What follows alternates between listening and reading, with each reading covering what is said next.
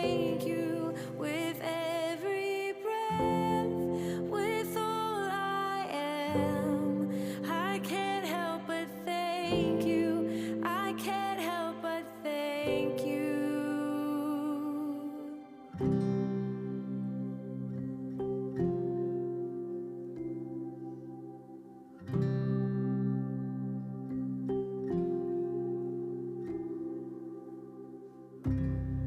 These scars are my testimony. I have every reason to believe you are my healer. You've always been healing, and you're still healing for life again. My second chance. I wanna say thank you. I wanna say thank you with every breath, with all I am. I can't help but thank you. I can't help but thank you. These wounds did not heal themselves. Thank you, love. These chains did not break on their own. You're welcome. This life rescued out of We have somebody the sitting, grave. maybe Lily. Only in Jesus' name. These wounds did not heal themselves. These chains did not break on their own. No. This life rescued out of the grave. Only in Jesus' name. For life again. My second chance. I wanna say thank you. I wanna say thank you with every breath, with all I am. I can't help but thank you. I can't help but thank you.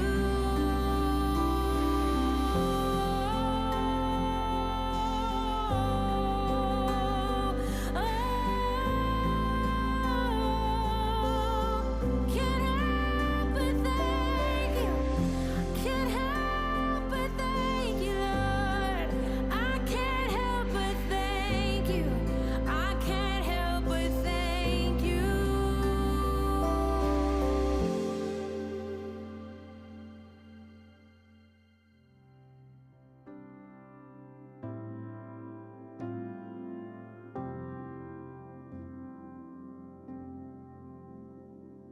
I found what I've been looking for, hidden in plain sight.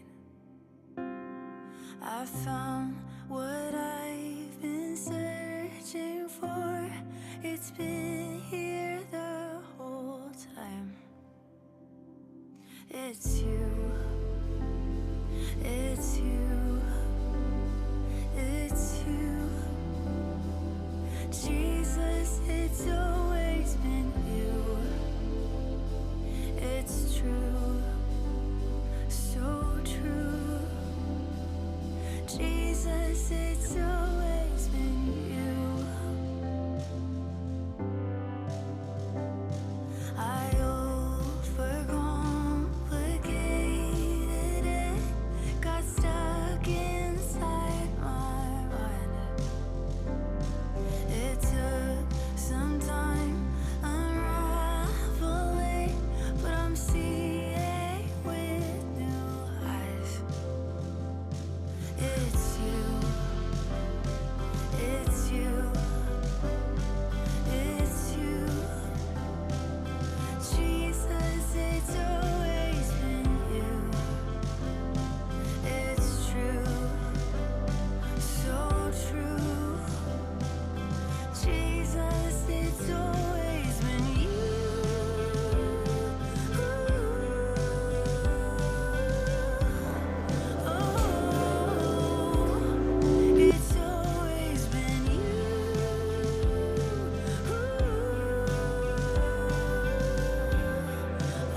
We try again. Whoa, hot, hot. I'm done. We still ringing? I'm not searching anymore. Test 1, 2. Test 1, 2, 3, Found what 4, 5, 6. I've been searching for. Okay, you want to check mine? 1, 2. 1, 2. Good evening. All right. At least it's not bouncing off the back wall like it was this morning. Wow. It wasn't that bad. You thought it was. It was bad here. Yeah, out there it was fine. Yeah, yeah. You know, you never sound like you think you sound until you get it in an echo chamber, and then it's bad. Is this my voice? So who was that masked man? Go for it. Go for it. Get us started. All right. Well, yeah, we actually, Matthew and I had a lot of fun. We spent 5 hours last Monday wrestling with God's Word. And as he mentioned this morning when we started to kick this off, we were given the topic of clean and unclean. And we looked at that and we thought, yeah, what do we do with that? Because it could be relatively easy. It could just list, we could come in here and just list the clean things and list the unclean things and be done in, 12 minutes? Right. That sounds like fun. This sounds like fun. It would have been interesting to do that, but as we got into it, it was like, well, what do we do with all of that? So, as we've been wrestling with the book of Leviticus, like I said, we wrestled for about 5 hours. Mike came in and wrestled with us for about, 10 minutes, 20 minutes, and he looked at the two of us and went, I'm done. And he was out the door. You guys have fun. Yeah, good luck with that. So, but I think that's part of what we have to do with the New Testament and the Old Testament. There's an awful lot of Old Testament or New Testament scholars who think you can just kind of ignore the Old Testament because it's Christ fulfilled all of it. Right. But so they want to throw it out and ignore it, and there is so much packed in there. Well, and I think that's the reason for that is because they misunderstand the word fulfill. Yeah. Because there's a big difference between rewrite and make new and fulfill. If you're fulfilling something, all of that is still in place. Yep. As far as what it represented and the reason it was in existence. Now, the way that it looks has changed, but it still reflects and has the same heart behind what was originally written. God didn't say, okay, that didn't work, let's try something else. Yeah, he didn't have a whiteboard. No, that would be remarkable. Yeah. Sorry. Anyway. We might have spent some time goofing off. I'm not saying I'm not throwing anybody under the bus. Matthew. So, though we aren't going to just list all these things out and then leave it at that, there is a worksheet in front of you so that we can see that it is a fulfillment of these things. We have to go back to Leviticus and make a list of what are the things that are unclean. And that's listed out. We've got some help for you, if I can find my worksheet, where it lists a lot of things in chapter 11. It's worksheet number 1. Correct. I didn't pull the same thing I did on the sermon this morning and make you go to the end first and then come back to the beginning. So. Yes. So, if you want to... Well, maybe we ought to... Go ahead. Okay. There were a couple of different things that we were just kind of categorizing. As far as we're going to kind of start here, because we can't come back to this until we've recognized those things. That there's a lot of things, particularly in chapter 11, and I'm going to try to write large, which is very uncommon for me. That there are unclean animals, but then there are also things that make humans unclean. And what we kind of came to is that you can categorize those things into two different ways. Because there's a lot of, as you read through chapter 11, some things that are very practical. Eating a vulture is not just, you shouldn't do that because God said so. It's because it's gross. It eats dead things, it eats roadkill, that there are very practical things wrapped up into a lot of these unclean and clean things that God just doesn't want you to get sick.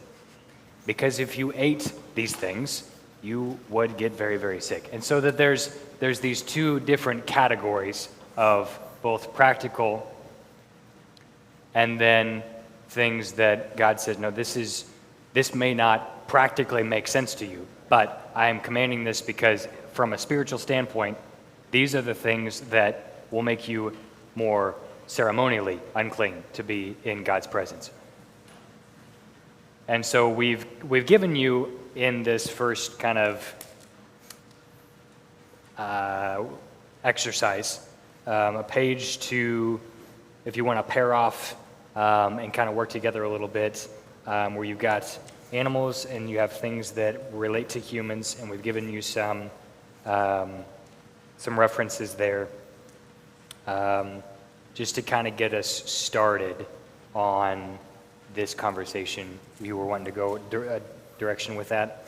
No, I just, so if you want to pair up, you can do it by yourself if you want to, but if you want to get a couple of you together, what we'd like you to do is get at least 5 animal things that are unclean, and then determine, as Matthew talked about, is this a practical or is this a spiritual?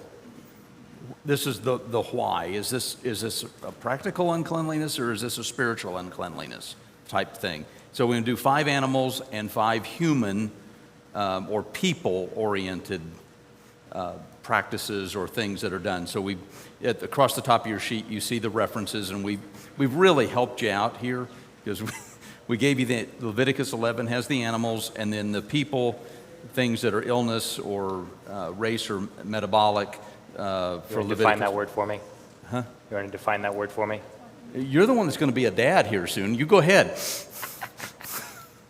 So, in relation to that which comes out of you, whether that is a person or or chemical or bodily fluid,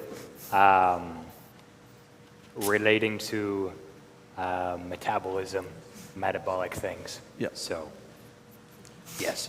And he did it without turning red.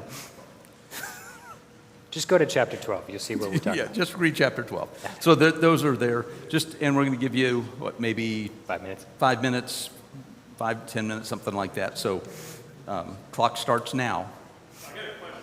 Yes, sir. Are you feeding us beef hot dogs or pork hot dogs? Connor? Are they beef or are these clean or unclean hot dogs? You don't want to know.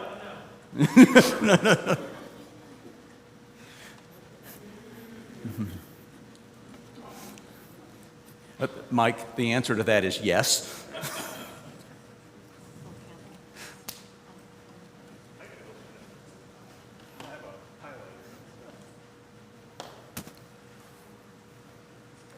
Got some tunes for us, Mr. Soundman?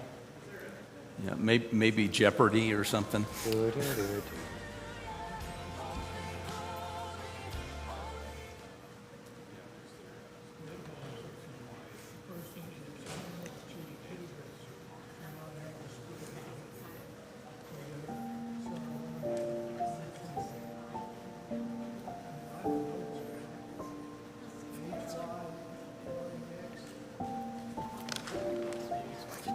That's okay.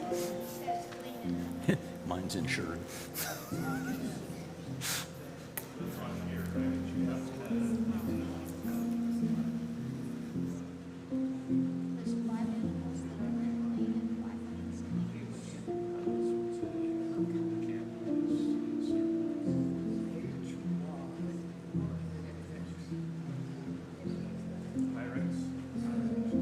It's like one of those little whistlers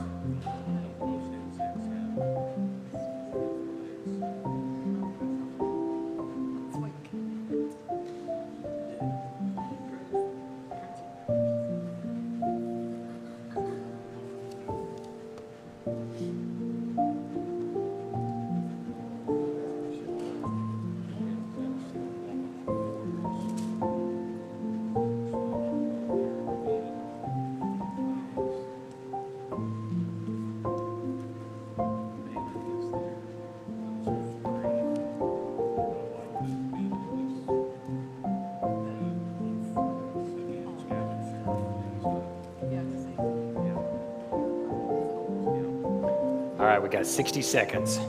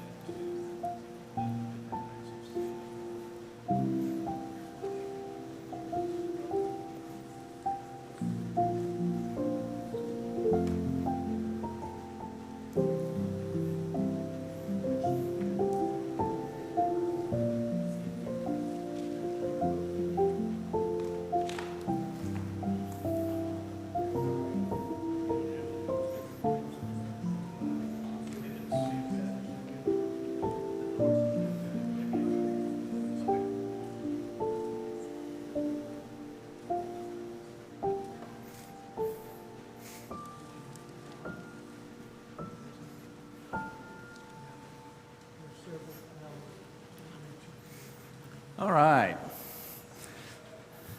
So did everybody come up with some? Okay. So what we need now is somebody who's willing to share one of their animal, one under the animal column that is unclean.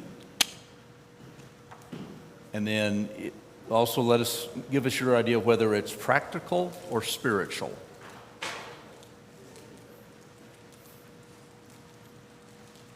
Come on, somebody raise their hand. That is unclean.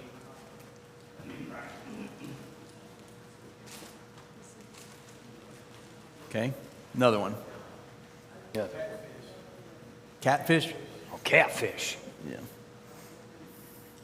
Which one? Is it practical or spiritual?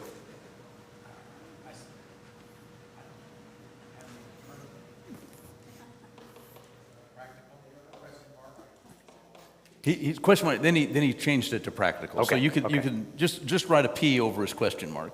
Okay, so we're not sure. What do you mean by spiritual? Is it something that makes them an abomination to God? So like let's see. A vulture? So the vulture is more of a practical thing because if you ate it, you would get sick. Whereas the catfish is kind of, because we eat catfish now, and so that's not necessarily a practical thing. Well, But it's also a bottom feeder, and so there's, and it doesn't specifically say catfish, it says scaleless fish. a scaled fish. So you got sharks, Right. and Yeah. whales, Yeah. Yeah, and there are some blurred lines there. But it's more like things that God sees, like this is an abomination to, trying to think of a good example of one that is very strongly Spiritual? spiritual. Well, the one that comes to my mind is pigs. Okay, because they're at the one of the times when the temple is defiled, they bring a pig and sacrifice it on the altar. Those that come in and attack, they do that. So it defiles the altar. So it's a spiritual, in that case, it's a very spiritual thing for them. So we could put, But it has a split hoof, but doesn't chew its cud. I'm sorry, because if it had the split hoof. But it doesn't chew the cud. Yeah. Yep. Okay. Any different ones or ones that you think are? Owl is mentioned. An owl is mentioned? Owl? Yes, there are several owls, yes. They're so cute. But you shouldn't eat them. Yeah. Well, I guess anything that can turn its head all the way around is probably demonic, but. Huh? Is there Stork. on there? The stork. Ah, yes. Yep, stork is unclean. Okay. Well, we got our animals. Have we? I don't know. What do you think? Is owl spiritual or practical? Okay. And the stork? Same? Okay. The first one mentioned is a camel. Come. Camels? Okay. We need some humans. All right, yeah. So humans, Women giving birth. women giving birth. Just women in general. Careful where you go on that She's the one. one who said it. Let's see. Birth of a child is how you could put it. Childbirth. Yeah. Childbirth. Uh-huh.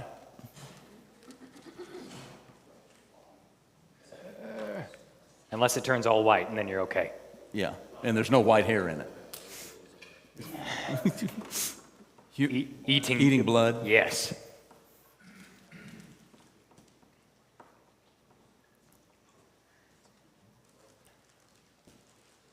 So is leprosy practical or spiritual? Spiritual. Could be practical, I think, as well, because you wouldn't want to touch it. It's true. I think I heard I heard of both. them both. Okay. What about eating blood? Practical or spiritual? Be both, because blood could carry disease as well.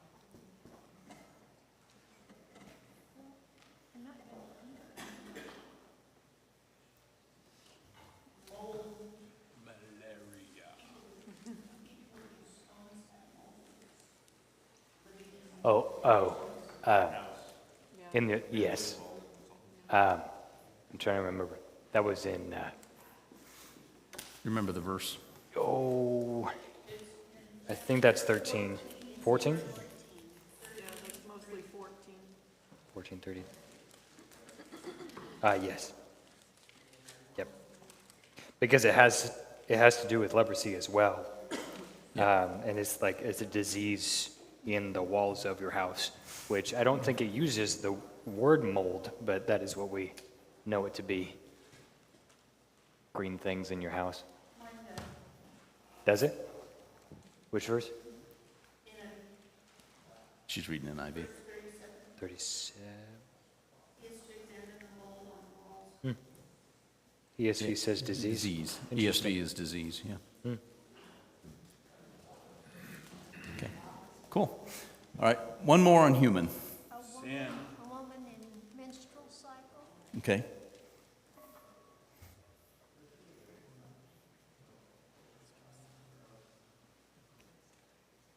So practical or spiritual? Huh? I said it'd be pretty easy, so I'm going to say practical. Practical? Okay. So as we look at this, and this is one of the things that we talked about, is Mike asked the question, well, what is spiritual? I think that Mike asked that, but what is spiritual uncleanness? Because not uncleanliness, I had to correct my grammar. Yeah, and she was not happy when she got corrected.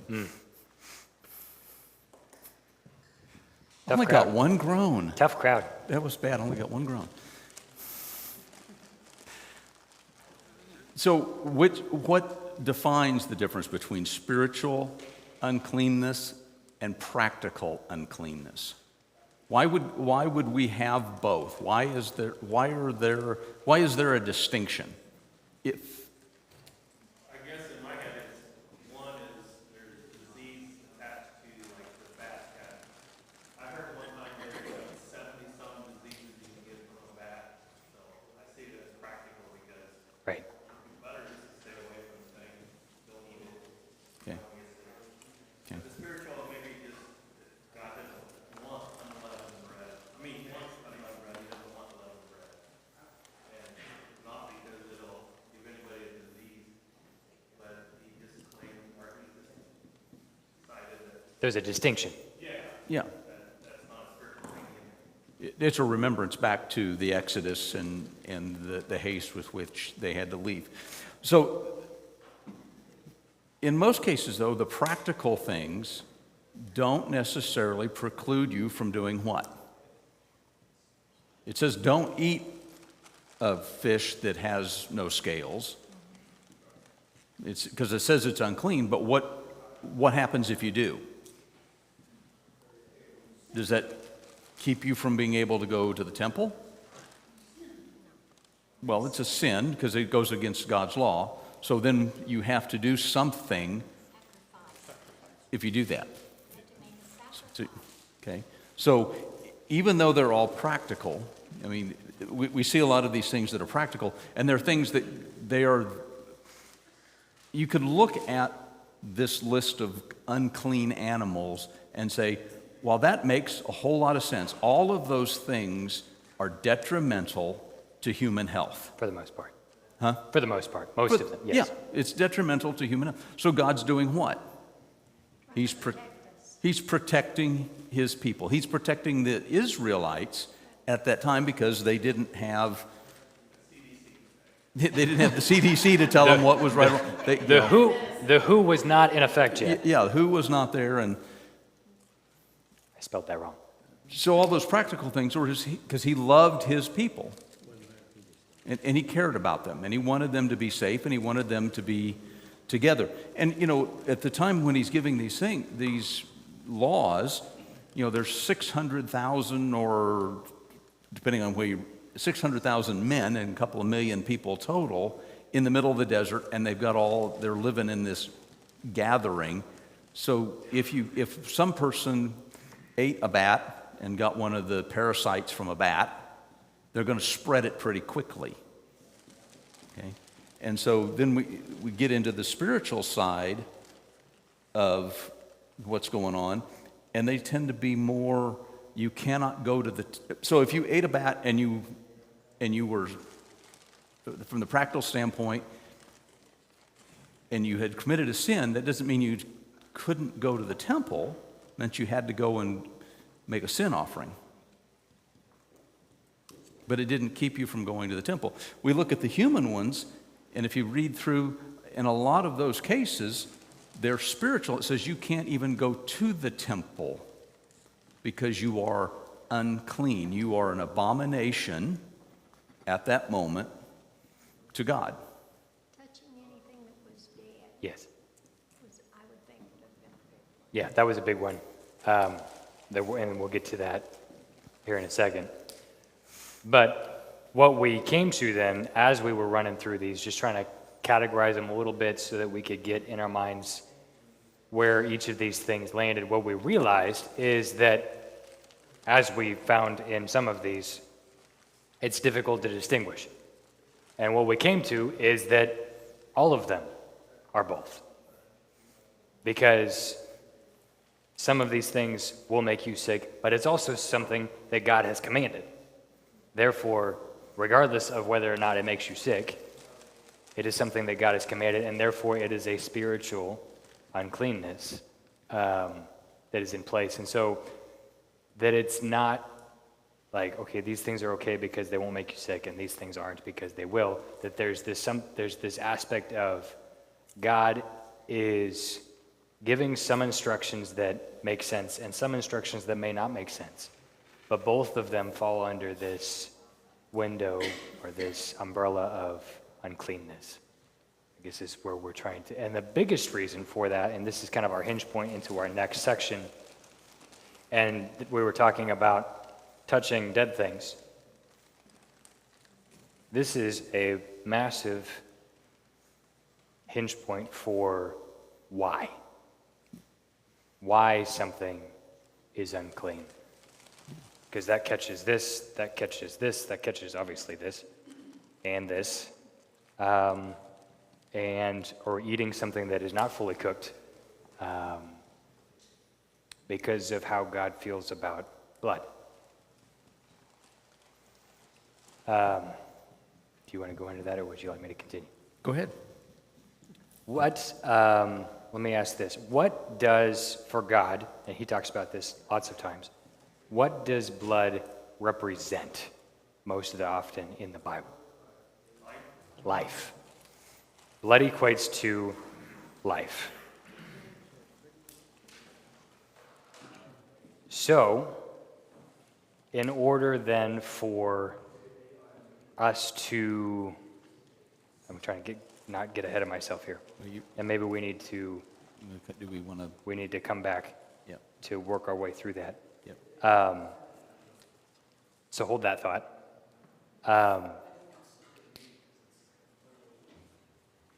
You want to transition us while we go through?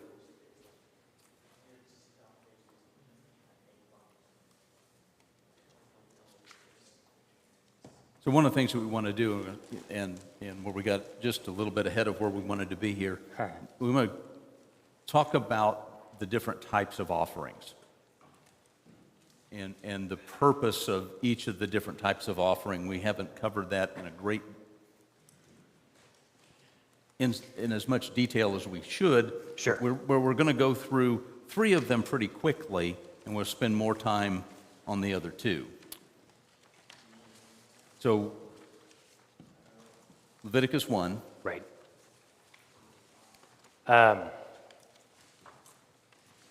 Which is the burnt. Yeah. Trying to make the jump in my mind. I feel like I've gotten ahead of myself, and now I'm trying to backtrack. There were 5 different types of offerings, and we've talked about this extensively in the last couple podcasts even. Because these are then the things that make you clean. Because you've got all of this long list of things that make you unclean. And so if we've got all of these things that make us unclean, then there's got to be room for, okay, what makes you clean? And that's where we get into, we have to backtrack from the unclean things in chapters 11 through 15-ish to 1 through 6. Yep. And that's where you get these other offerings. So we have burnt offerings which are outlined in Leviticus 1. And you know, as we talked about this morning, even back to Exodus talks about that there will be burnt offerings to God to honor him. And then we have the peace, sin, and guilt offerings as well. So in the burnt offering, one of the things that Matthew and I talked about, this is where we talked about that, you know, Moses needed a better editor. The burnt offering is not an offering for uncleanness. It's an offering that is more of a free will offering. Not really called a free will offering, but it's something that they do to honor God, to show him reverence. Yeah. And it's a very prescriptive pattern that you go through. Now, as we look at some of the other offerings, we'll see the same pattern, but it's not exact. Right. So that covers burnt, and then we'll talk about our grain offerings. Well, and so just one last thing there. The word that we've kind of attached to that is atonement, and it's recognizing that God is holy and I am not. There, if you go through chapter 1, there are several different ways, different things even, that you can offer to show your devotion to God based on what you can even afford. But this is what we get to, and Mike talked about this in a sermon last week, where when we get to chapter 6, it's the altar for burnt offering that is the fire that isn't to go out. The fire that is to be kept burning, it is this one. And so it's something that is a perpetual do. It uses that word a lot. It's something that is continually done to recognize God's holiness and our lack thereof. These 3 are in a similar vein to that, where there is more leeway as to what you bring as a worship offering to God. So, what's grain look like? Chapter 2? Chapter 2 is our grain offerings. It often is connected to God's goodness and his provision for his people. Again, there's different things that you can bring as a food offering, sometimes with oil, Sometimes with frankincense. sometimes with frankincense, But it's always unleavened. and always salted. Yes. Don't forget the salt. It's without yeast, isn't it? Yes, no yeast. Yep. So that he can make a pretty strong point later when Jesus comes around of what yeast can represent. And so what Mike and I were kind of finding when we were doing our study is that these two things are very interconnected, because most often this is brought at the same time as this is, because it's the only one that does not involve blood. These are all animal-based and all blood-based, whereas the grain offering, it recognizes God's goodness and provision of rescuing them from Egypt, of being able to have the ram to be able to make an atonement offering, to be able to bring anything to God. You are having this thanksgiving for the goodness and provision of God with a grain offering.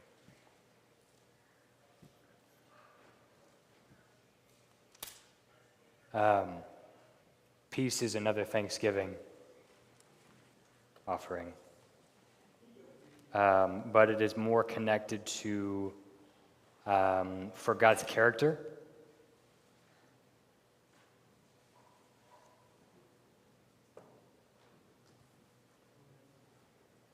And that's outlined a lot in Exodus 34:6 when Moses interacts. I keep coming back to that text. Trying to get it to pop up. The different characteristics of God that it's what makes Moses fall on his face.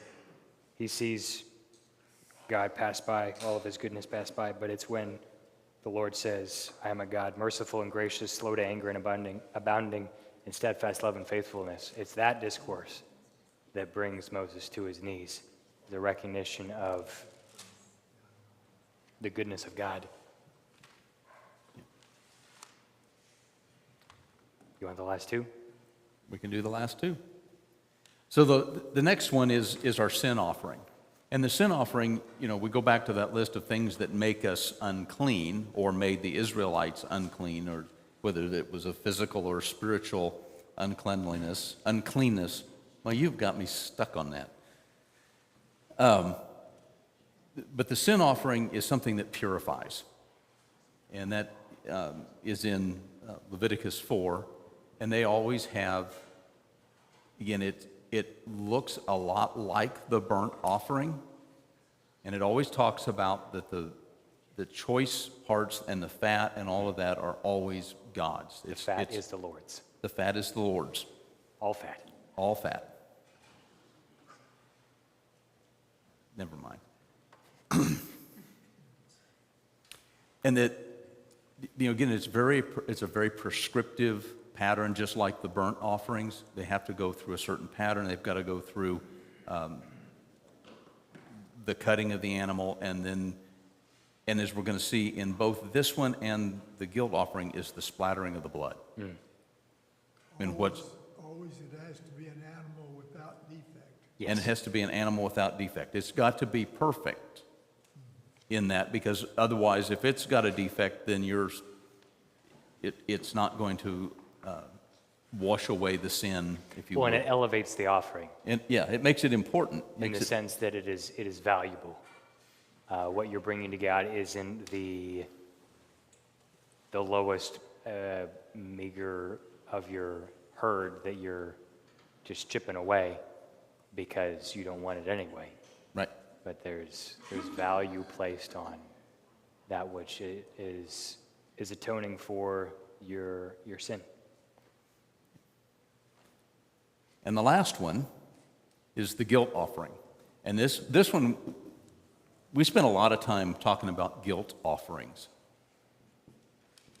And again, mostly found in Leviticus 5:14 is where it talks about that. And it's for the debt paid. And it's interesting in that this one, it says, this is the first time that we see in an offering that it has to have a specific monetary value.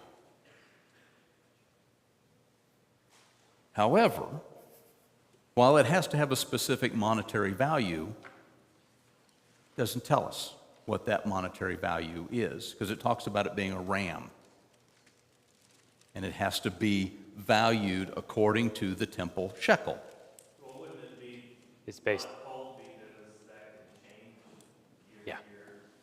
Well, Worth this much this sure. year, it could be worth this There's that aspect, but it's also, so the monetary value is based on the, what it is that you did, Well, or yeah. what it is that you stole, or,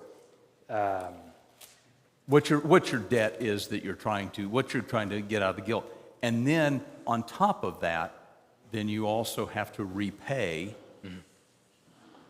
the person that you've wronged plus plus 20%. a fifth, plus 20%. And that, one thing that I read, and I don't know if we saw this the other day, but that 20% didn't necessarily go to the person, but it went to the To the tabernacle? went to the priests. So again, it's not real clear, but I did read that in one of the things that Sure. that I was digging through as we kept going. But so we have in that burnt offering, the sin, and the guilt offering, all of those come back to blood. Yeah. And it's because of the life that's tied to blood. And we're really close to 7 o'clock. Do we want to give them a break now, or do we want to go? Let's finish this thought process here. Okay. That'll take us to 16. Yep. So it kind of brings you to a question of why. Because you have this God that outlines, these are the things that separate you from God. These are the things that make you unclean. And he's showing you very, very strongly how holy and other that he is. And what I've talked a number of times with the youth group kids or different, in our Connect group and things like that, that we have this idea of Leviticus being very rule-centered. And I think communion meditation, that's the other place I was doing this.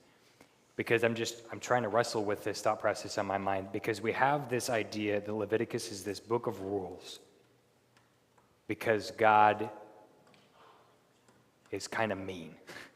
That he has this, that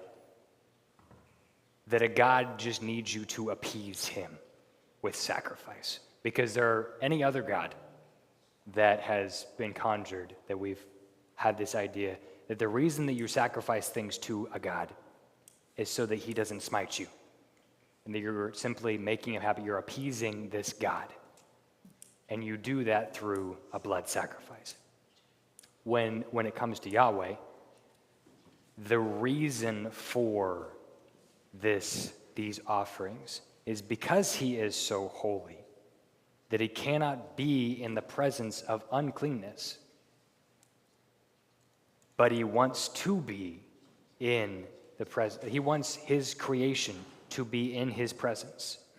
And that cannot happen unless they are clean. It's not just, here's this long list of things because I told you so. It's, here's this list of things that will make it possible for you to be in my presence.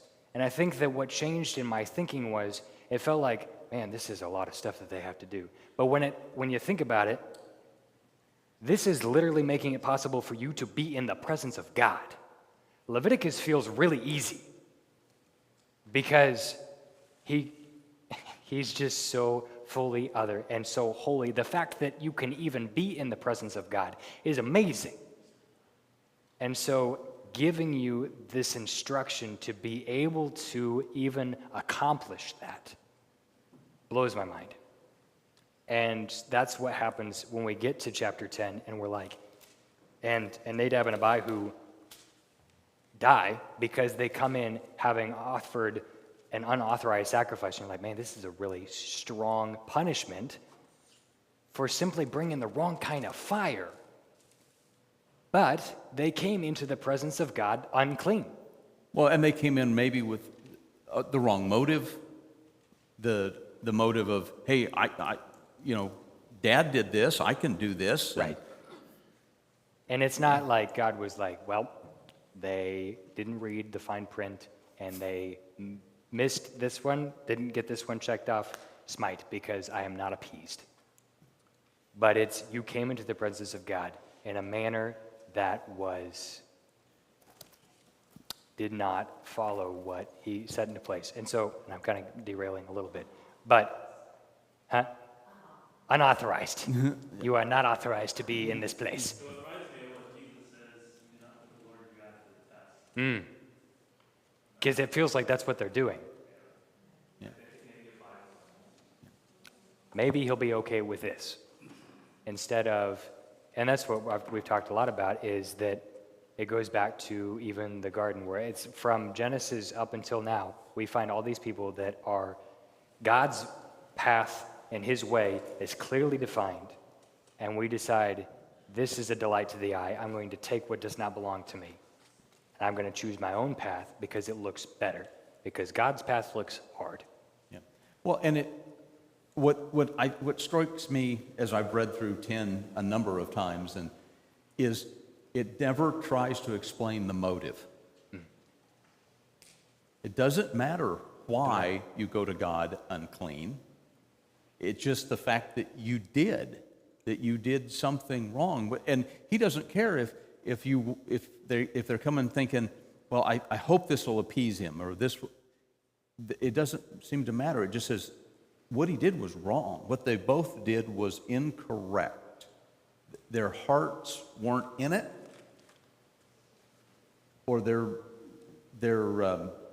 brain wasn't in it. Their motive was incorrect. Doesn't matter what the motive was. It's just wrong. Yeah.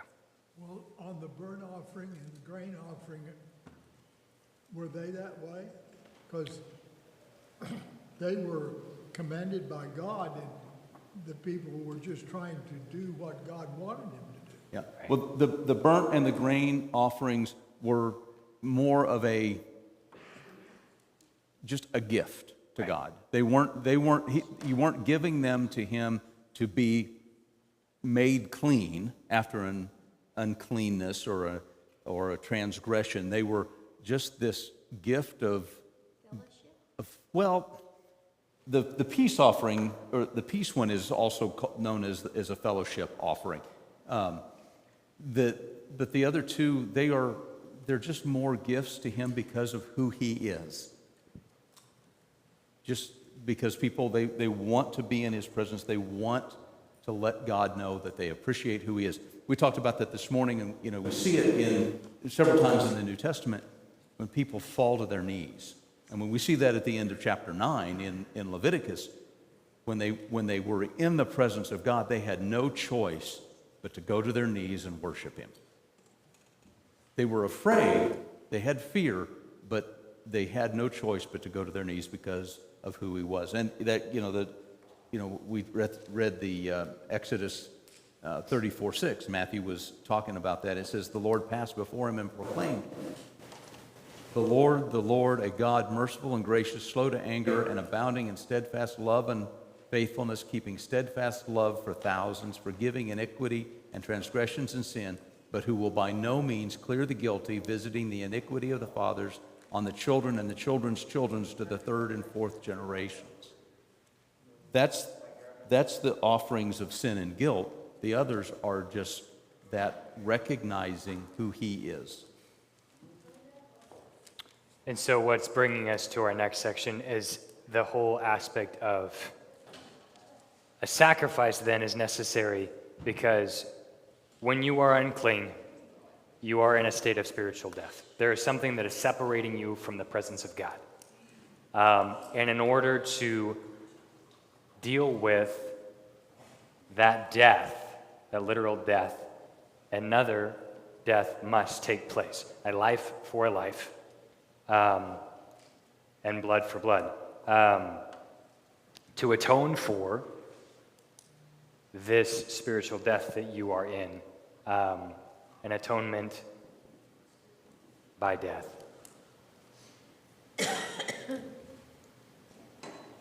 And so it's either you that dies because you are in a state of uncleanness, or something must atone for you by blood, because life is connected with blood. And so then a life for a life, atonement by death. And so that is what all of this is. But they had to keep doing it, keep doing it, keep doing it, keep doing it. And we can break there for, what do you think, 10 minutes maybe? We're gonna. Y'all good with a we've got a 10-minute break?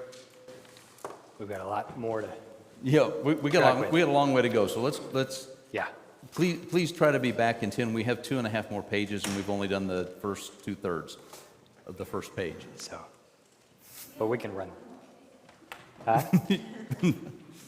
7:10.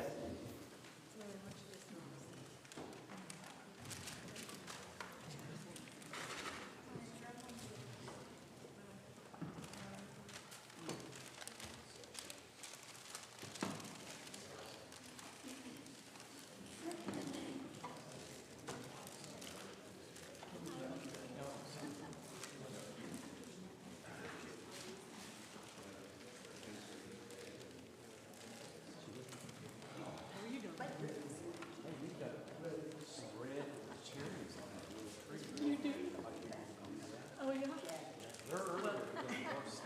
Well, I might have had some little buds, but they came down. Is that right? Are they doing okay? They look like they still might live, so we'll see. Well, if you need some more, I still haven't dug the rest of them up. Okay. I gave a couple to some. Oh, Deb.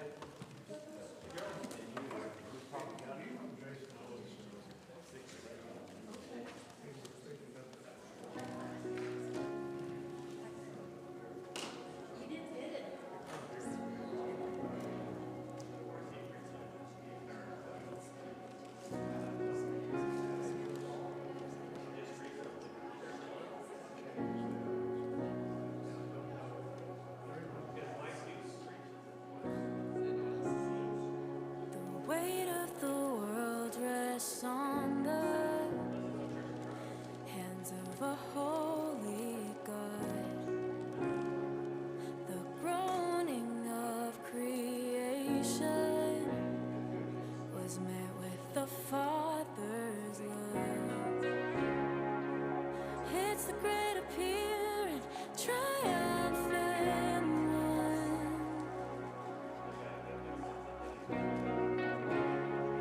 It's a confident assurance of what He's done. The heart, the weight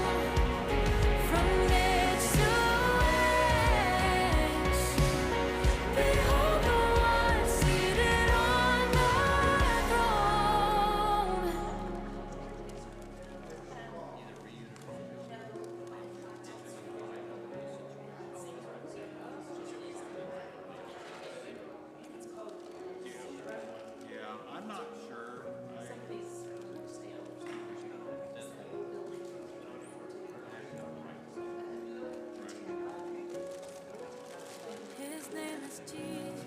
Yeah. We glorify Him. All of creation bows to the name of Jesus. We're lifted higher. Every tribe, every tongue, know the name of Jesus. We glorify Him. All of creation bows to the name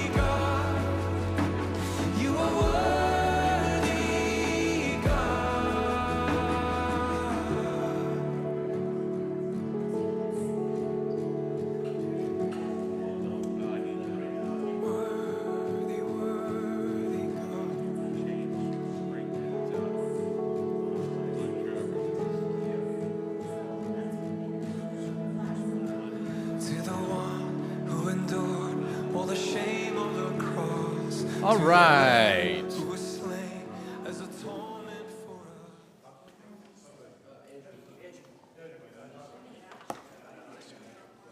So on the outside chance, that you've missed something or you have a question, we'll give you a couple of minutes to ask questions about what we went over the first hour-ish.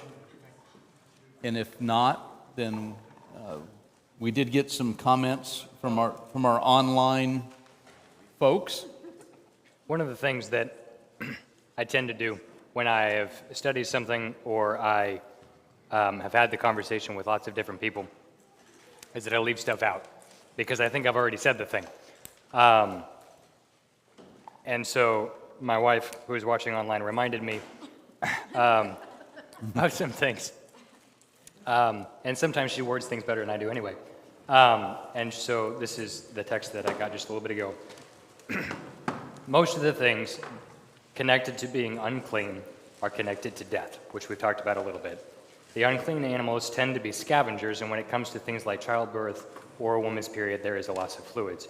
There's a difference between sin and being ritualistically or ceremonially unclean.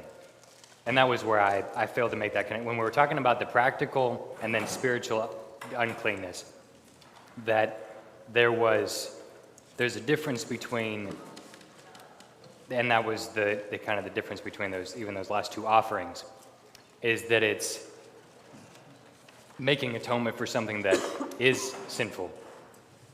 Being on your cycle is not a sin, but it makes you unclean ceremonially to be able to be in the tabernacle. And there's a distinction there. That it symbolizes death in the sense that there was not a life conceived. And so that a lot of it is connected with death. Yep. So that was the connection that I did not say out loud here. But in 15 other conversations about it, I have, and I was reminded of that. So thank you, Madison.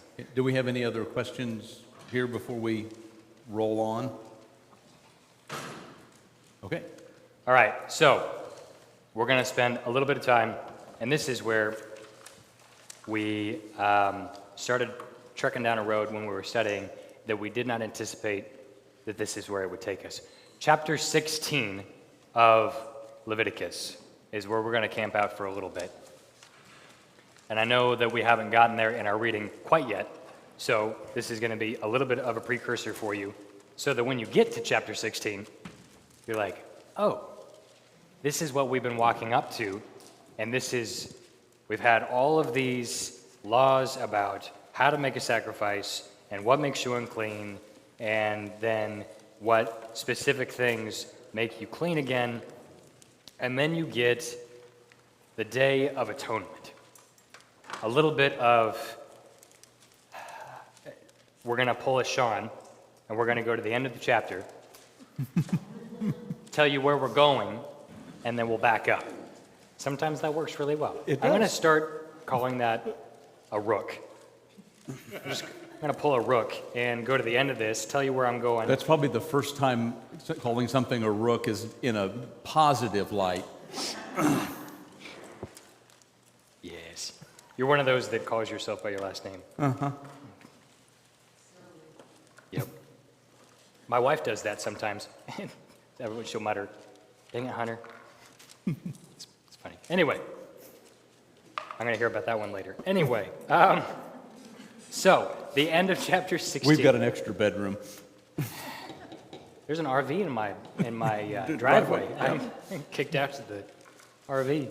It almost has AC. Anyway,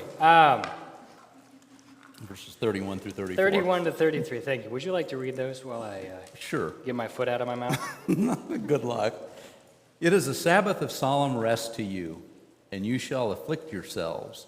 It is a statute forever. And the priest who is anointed and consecrated as priest in his father's place shall make atonement, wearing the holy linen garments. He shall make atonement for the holy sanctuary, and he shall make atonement for the tent of meeting, and for the altar. And he shall make atonement for the priests, and for all the people of the assembly. And this shall be a statute forever for you, that atonement may be made for the people of Israel once in the year because of all of their sins. And Aaron did as the Lord commanded. Okay, so once a year, you have this Day of Atonement. And it's something that more or less wipes the slate clean. So you've got all of these different offerings that you can make throughout the year. But then as we back up and we kind of walk through, and we're not going to spend a whole lot of time doing that, but you could, and we did spend a good amount of time trying to, again, put these in order because it's a little scattered, about all the different things that go into this day that is incredibly important for the nation of Israel. Because at the end of it, you have a people who is purified and have been made atonement for, full atonement for the people, for the priests. We made a list of all of those things. I'm not sure what happened to it, but we did. We made a list somewhere. Well, it's in the scripture. It's, he shall make atonement for the holy sanctuary, The sanctuary, the altar, for the the tent, people. the tent of meeting, the atonement for the priests, and the people of the assembly. Right. And so atonement is made for not only the people, but also the place of worship. And he does that mostly by the sprinkling of blood on all of those things. There's an offering that happens where, and we've read that lots of times, where you touch the horn of the altar with blood. He goes out in every place of the tabernacle. There's atonement made for it. And then for the priests and for the people. And so that I read through this, and my first thought was, this would be a day of great joy, because we are now back in right standing with God. Throughout the rest of the year, you're trying to keep up with all of those things. You're trying to maintain being clean, and then you get to the end of the year, and there's this, in that day, everyone is made right with God together. And that would just be a joyous, joyous day. Absolutely. To be in the presence of God. Because that's where it starts. I don't know how much of this you want to go through. Well, I think let's go through the list. And the first one is that God is present. It tells us at the beginning of it that God will be present. Right. And he will be there. But before anybody can see him, there has to be some things done. Yeah. But it says that he will come down and he will be there as himself. Yes. So, because what we're trying to accomplish is to be in the presence of God, and to be able to be in the presence of God, God must be present. And so, that first couple of verses, tell Aaron your brother not to come in at any time into the holy place inside the veil, before the mercy seat that is on the ark, so that he may not die, for I will appear in the cloud over the mercy seat. The very beginning of this day, God is present, and our objective is to then be able to be in the presence of God. So there's a prescriptive set of things that have to be done To prepare both the priests and the people for God's presence. Absolutely. So we've got a couple of words that we want to emphasize here, and that's presence and prepare. A couple of Hang on to those words. those are going to be really important. Because there's this, throughout chapter 16, is Aaron is in the place of preparing the tabernacle and the people for God's presence. And what's the first thing he's got to do? He bathes. He's got to take a bath.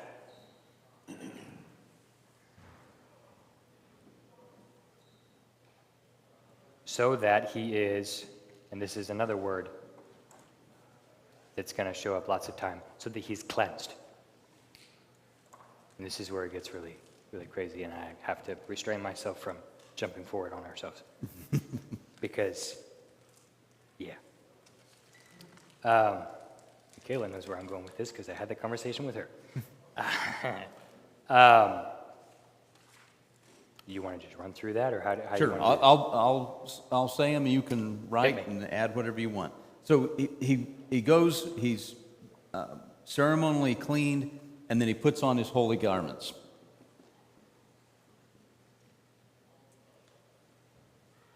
New clothes. New clothes. And with that, he also has, there's incense.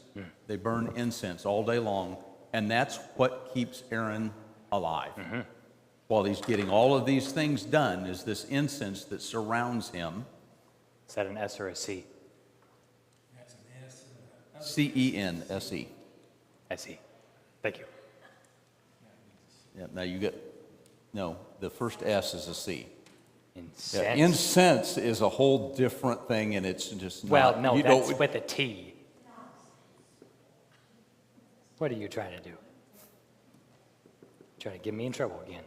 and we're gonna have to get a dictionary out, because incensed means you're really mad at somebody.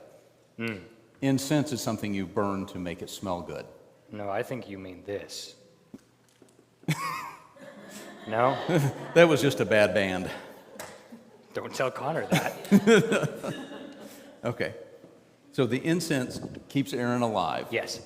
As he's in prison, and then they prepare the scapegoat. Which is another massive thing. You want to explain that slightly?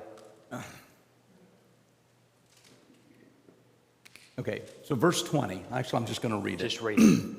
And when he has made an end of atoning for the holy place, then in other words, he's gone out and sprinkled blood every place, and the tent of meeting and the altar, he shall present the live goat. So this is goat 2. You want to be goat 2. Don't be a goat. Yeah, you don't want to be the goat, you want to be goat 2. And Aaron shall lay both hands on the head of the live goat and confess over it all the iniquities of the people of Israel and all their transgressions, all their sins, and he shall put them on the head of the goat and send it away into the wilderness by the hand of a man who is in readiness. The goat shall bear all the iniquities on itself to a remote area, and he shall let the goat go free in the wilderness. So this is that what they call the scapegoat. One is sacrificed to make atonement, and the other one, the sin is put on and it's released.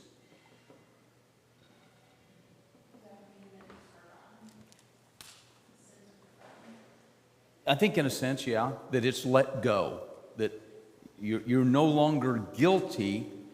And that was one of the things we wrestled. Let's stop there for a second. One of the things that we started looking at the Hebrew words in some of this, so you can understand why we spent so much time.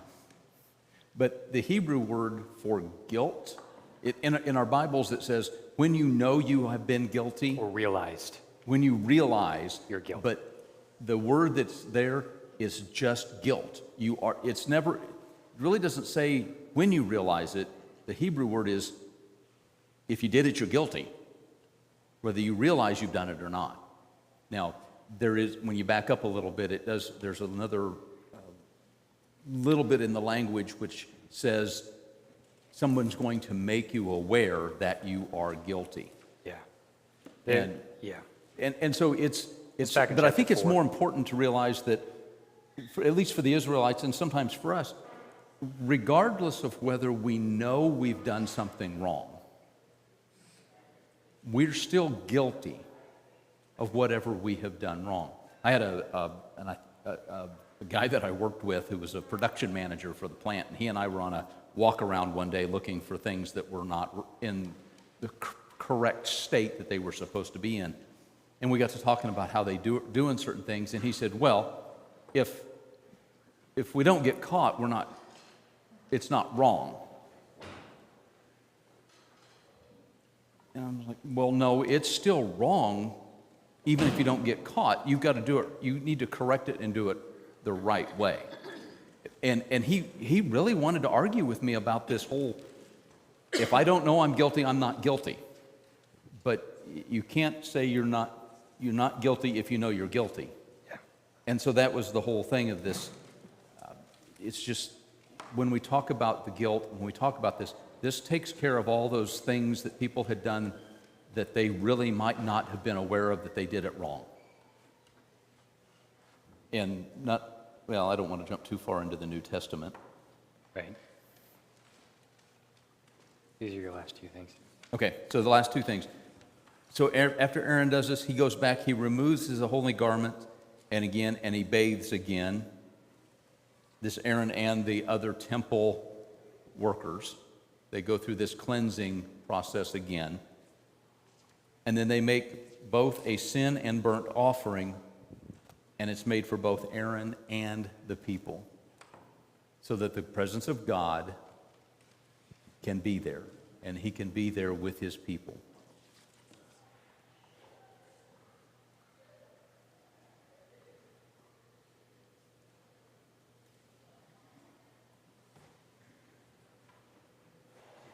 Which kind of leads us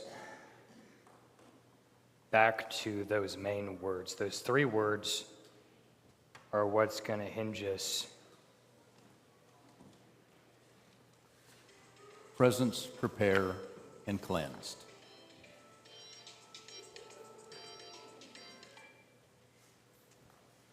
Yes, after we have our little interlude of. That was perfectly timed. I Yes. appreciate that. Whoever got the phone call, that was perfect. Matthew, could you put that back down a second? And here we go again. Thank you very much. Like the Jeopardy. Christy, I know we didn't work that out real well, but you did it perfectly this time. Thank you. Now that we've thoroughly embarrassed her. Oh, well. Thank you. Yeah. Okay. So at this point in our study, it was okay. That's all well and good for them. They've cleansed themselves. They can be in the presence of God. Why is this important for us, and what kind of connection can we make to this conversation? And it's those three words. Yeah, verse 30 in Leviticus 16, while Matthew is writing this up here again. Remember, it says, "For on this day shall atonement be made for you to cleanse you. You shall be clean before the Lord from all your sin." So once you're clean before the Lord, then you can be in his presence. If I could spell. There we go. So, what that took us to then is, How did this get so messed up? yeah, I mean, that was one of the things that we talked about is what happened? what happened. I mean, this is a perfect plan, is it not? For the Israelites to be able to do these things the priests make on the Day of Atonement, and then everyone can be in the presence of God. But then we have the religious establishment. So as this gets bigger and bigger and more, and especially when they end up in Jerusalem, probably not as much while they're in the desert, while they're traveling, but when they get into Jerusalem and they have the established physical temple, and it's the temple, it's no longer the tabernacle, something starts to happen. The further down the line, the further we get away from Aaron in a time stamp, these people become more and more religious. And I mean, and religious in a bad way. Right. It becomes law over relationship. It's no longer about being in the presence This is of God. gone. It's about the things that you do. It's not about being in his presence, to be clean before him. And so it just keeps perpetuating all of these things. And we can't just blame the Israelites for this, because we saw it again in the 16th century and 17th century with the Catholic Church and Luther. I mean, it became the same kind of thing. You have what should have been wonderful and fabulous, and it became about rules and a whole bunch of wrong things we don't have time to go into. Right. And so we've missed the presence of God. And so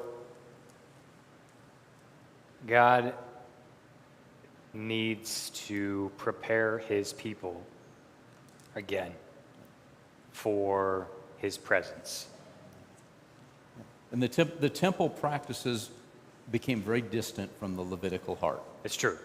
And the phrase Levitical heart we used very specifically, that the heart behind, and that's kind of strange to say, that there's heart behind and love and like relationship behind Leviticus and the law that was in place there.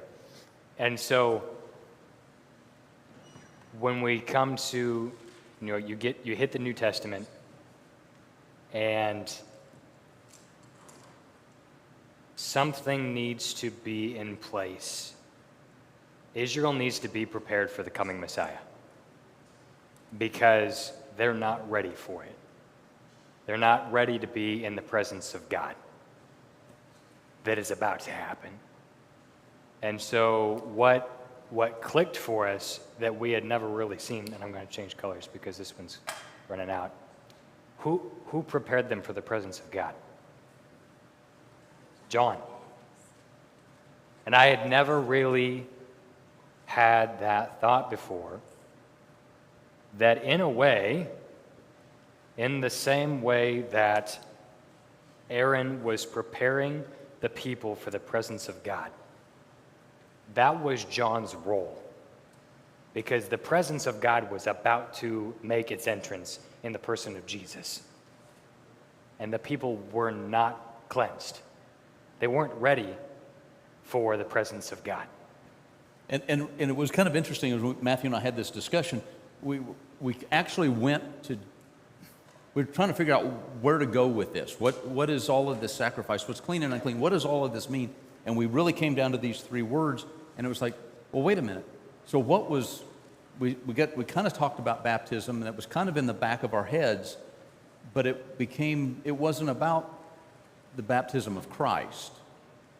It was this baptism of John, and what was the whole purpose of that?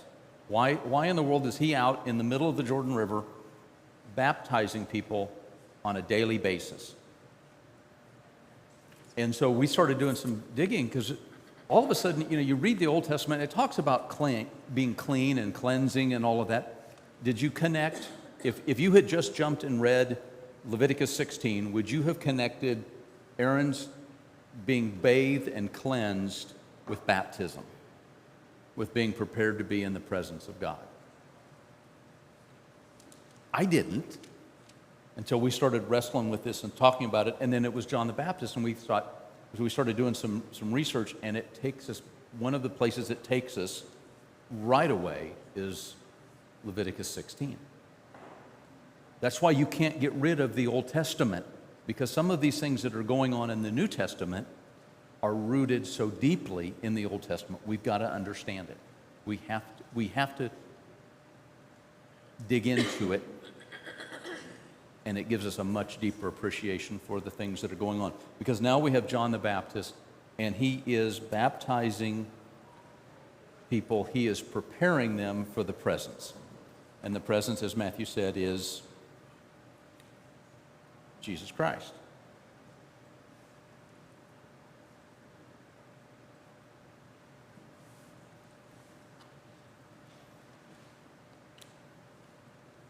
What is he preparing them? I mean, he's preparing them for the presence, but what is that baptism represent? It's not a baptism, it is a baptism of repentance. A baptism of commitment. baptism of commitment, Okay. okay? A baptism of readiness.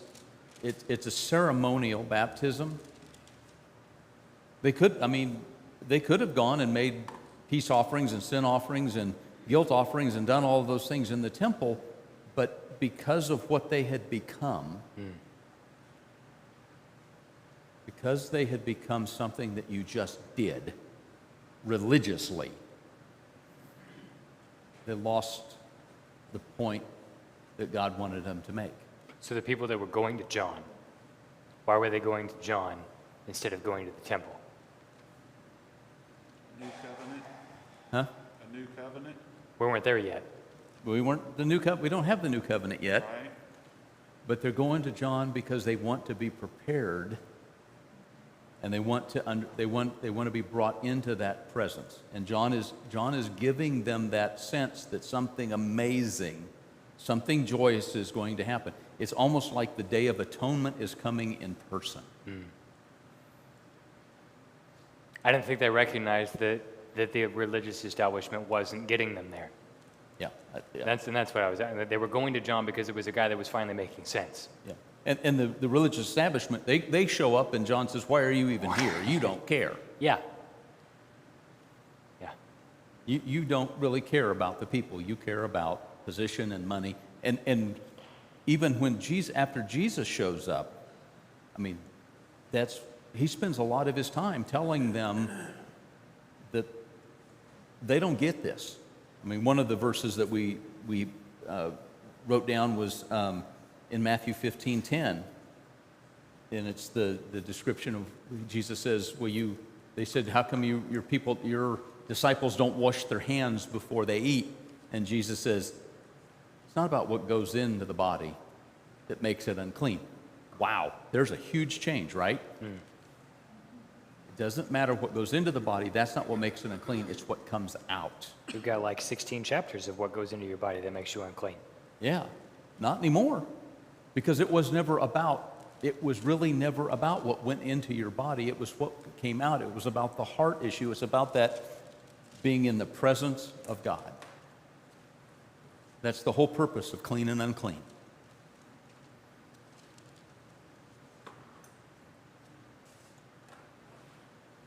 Interesting. Who was Zechariah? Zechariah was a priest. Yeah, he was in the line of he was a priest in the line, had to be in the line of Aaron. His wife was a Was of that. was a Levite. relative of Aaron's. Yeah. Right. Right. Which he does just before John's birth. Yep. And so John then grows up in this family of priests, but he's a very different kind of priest. Yeah. He doesn't. He's Rich Mullen. I think when I think of John, I think of Rich Mullen. That's fair. I mean, if you know anything about Rich Mullen's life, he was a very godly, very Christian person, but the church isn't doing this right anymore. And that's what got him in a lot of trouble with the establishment. That's fair. But his heart was so in tune to what God was saying. And I mean, I'm not going to spend any more time on that. But it's the same kind of personality that John had. John could care less about the religious establishment, because for him, he had a job to do, and it was to get the hearts ready for Christ. Yeah. So that when Jesus comes, and we don't need to walk through all of that, and we could get into the understanding of Jesus' sacrifice being a guilt offering that covers and atones for sin, not just because it's a perfect, spotless sacrifice, but also that there is a monetary price to be paid for your life. There's prophecy after prophecy as far as the 30 pieces of silver that are thrown into the temple. There's so much fulfillment in the sacrifice of Jesus and why that one-time sacrifice, that one-time cleansing that he fulfills, the Levitical heart, that the bringing to the presence of God to be cleansed, why that's huge, and why I think that the Jews had such a hard time accepting it. Yep. Is because their culture was so rooted in doing things. They were very rules-oriented people because they had lost the heart of God. And they were no longer ready to be in his presence. That's not why they were doing it. Yep. And so it takes the gospel writers and Paul and Peter and all of these other people a whole lot of ink and a whole lot of letters to try to explain to a people how Jesus was the guy, the Messiah that was prophesied about, that would cleanse you from sin. Yep. And remove your uncleanness so that you could go back to that spiritual perfection like the Day of Atonement, so that you could be in God's presence. Now we're about to run out. We've got about 15 minutes. So one of the other things that we gave you is another worksheet. And we also gave you some clues at the top. But let's take no more than about 5 minutes and come up with, and you can work in larger groups so you can get through this quicker if you want to, turn around and then work with somebody behind you to look at maybe in the New Testament after Christ comes, we still have this thought of clean and unclean. And Matthew and I talked about this afternoon. We modified our spreadsheet. We modified our table at the last minute. And let's call it seeking God. So what things make us clean or seeking God, and what things make us unclean or separate us from God from a New Testament perspective? I always spell this word wrong.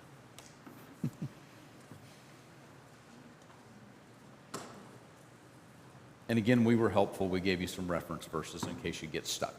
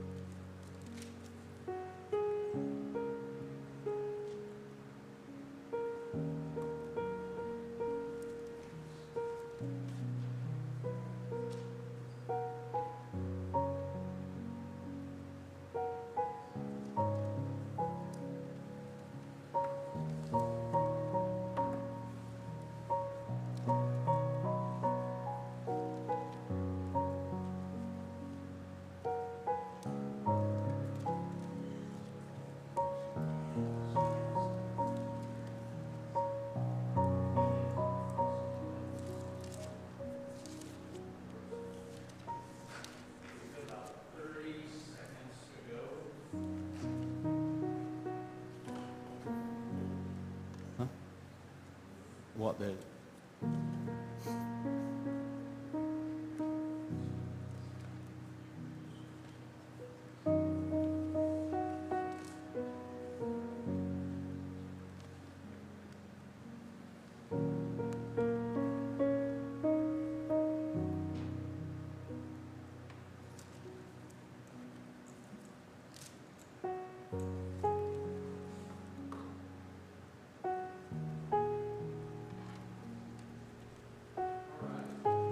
So, who would like to share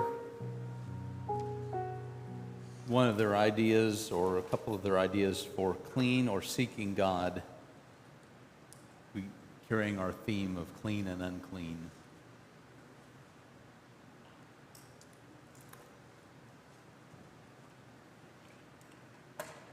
Clean will be the fruit of the Spirit.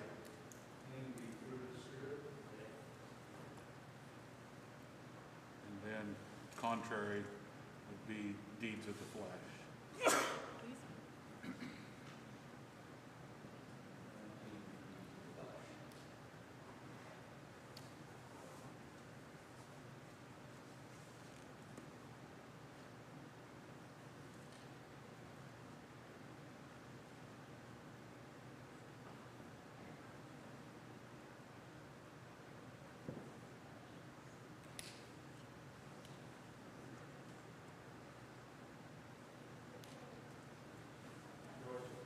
I don't know if you can hear me, I'll try to talk loud, but worshiping God with our whole heart, soul, and mind, or turning away from God and loving the world would be unclean, but loving God with our whole heart, soul, and mind would be clean.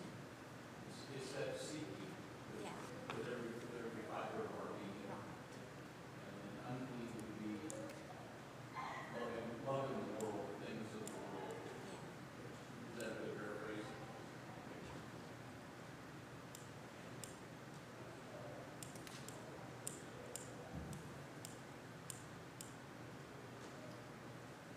Well, I know it seems kind of odd, but how you approach other people also says whether or not you're living with God. Are you oppressing the downtrodden, or are you improving, lifting up, serving? That's going to show God's heart in whether you're seeking Him or the world. That would be being merciful versus being Clean would be merciful, how we approach, and then if we're I don't think you're- unclean would be if we are Judgment. persecuting or Judging. Your mic's not on. Your mic isn't on.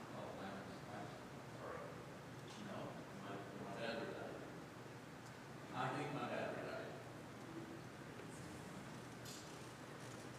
Sean doesn't get to talk anymore, apparently. So,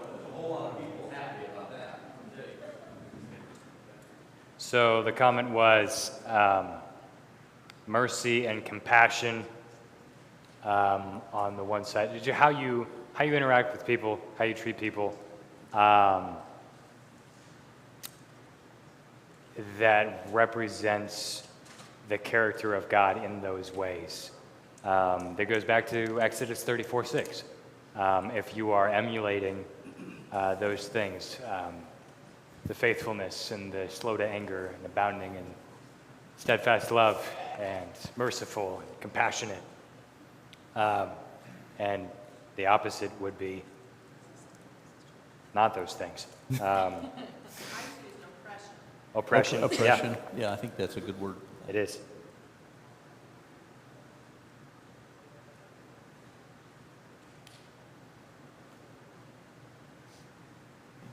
Any others that stand out in your heart, in your Levitical heart? I go back to the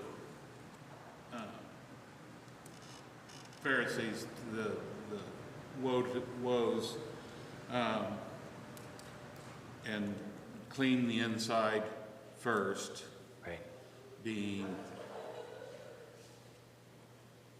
or deal with your inside before you deal with somebody else's. as being clean.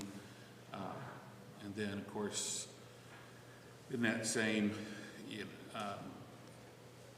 versus the whitewashed tomb being unclean. You know, the death, again, going back to life and death being so symbolic in the sacrifices that the tomb is full of death. Yeah. I think that coming back to death is a really important thing, because that's what made them unclean, is that they were, the inside of them, I mean, that's I'm trying to remember how it phrases that, but inside they're full of dead man's bones. That so much of what goes on within the heart or within their thoughts or even the things that they say, they're just spewing death everywhere that they go. And which is a form of oppression. And is a separation from the presence of God. Because you're not doing the things of God or seeking the things of God. And so there's a separation there because of the death that is within you. And then, in the New Testament writers fight this. You know, Matthew talked about that just a little bit ago.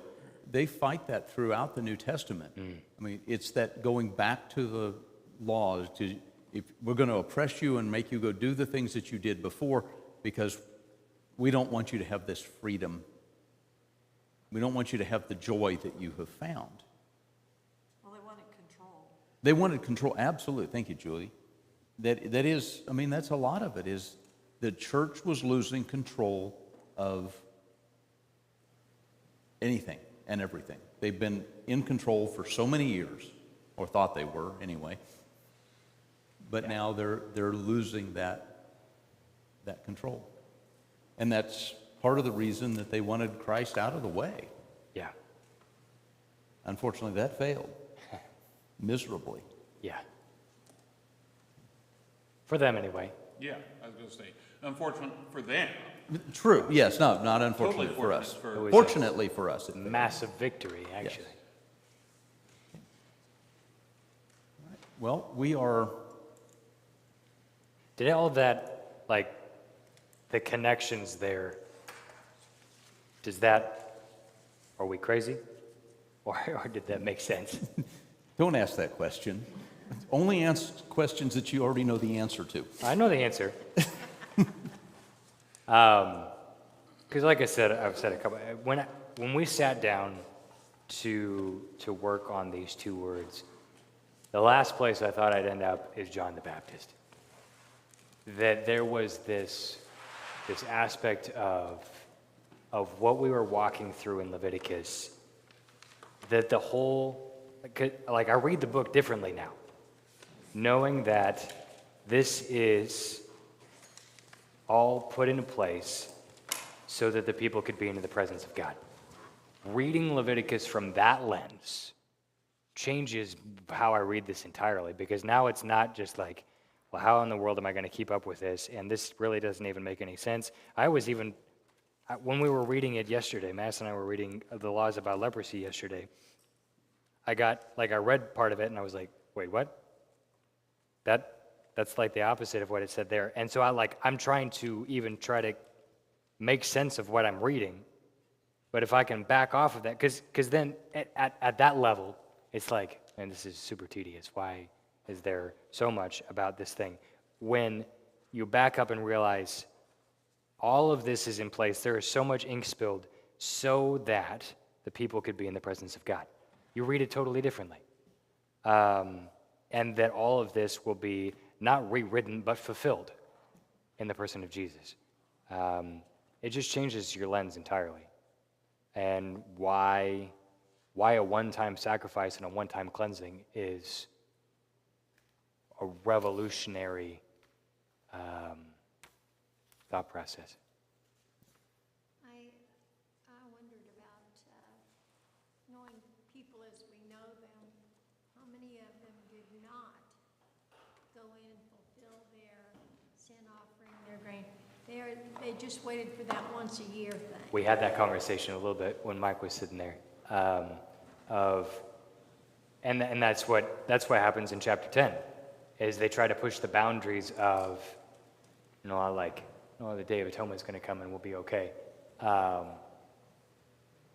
And I mean, you're testing God, which is a dangerous thing.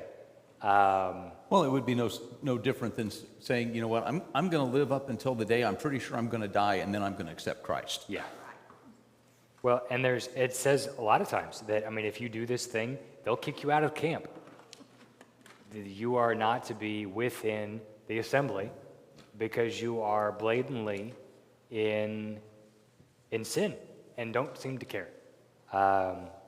And for God's people to be a holy nation, then you cannot maintain that, which feels really strict, but by the same token, they would all have been consumed by the presence of God if they had tried to Game it.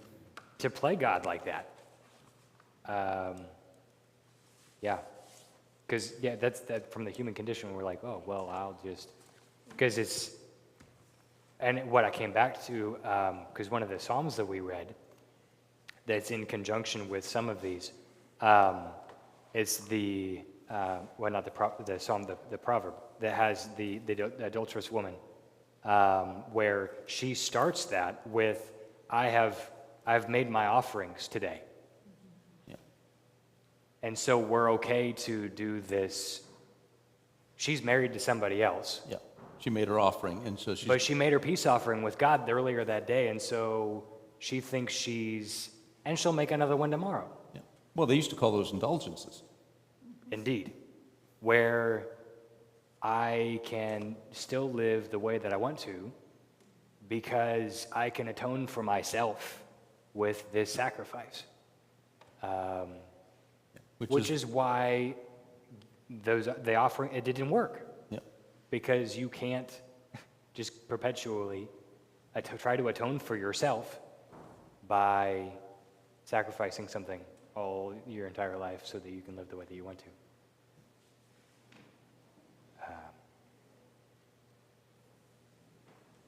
Yeah. Good thoughts. I think that was, chapter What was the one? 7. Yeah, the one we read. 7:14. I had to offer sacrifices, and today I paid my vows. So now I have come down to meet you to seek you eagerly. Okay. Any other questions or thoughts? Azazel. Azazel. Azazel. And we talked about that. Oh, yes. Yeah. He's the guy that was, He's the one that the ram went into the wilderness to be. well, your footnote says we don't know. Yeah. Basically, he says we don't know. There's some science fiction books, fantasy books where Azazel is described as a demon. Yeah. Yeah, a fallen angel, a demon. It's something that's unholy. Yeah. It's no longer allowed to be in the presence of God. So one of the ghosts went with God and one of the ghosts went with him. Yeah. Well, it's for the sin, because the sin went with it. Right. You send it off into the wilderness, knowing that it's going to.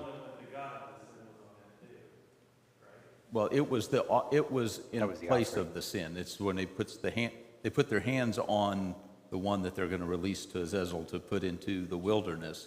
It's carried away from the camp. It's carried away. Later in Jerusalem,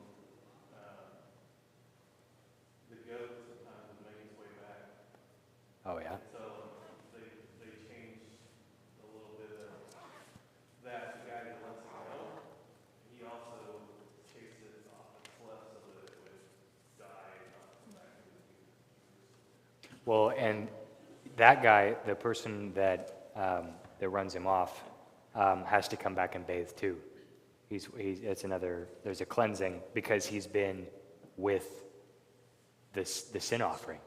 And so he has to come back and take a bath too. Yep.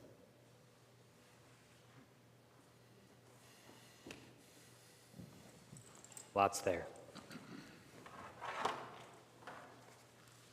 All right.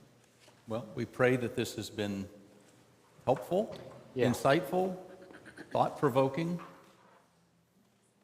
and we were excited to be able to bring this to you tonight.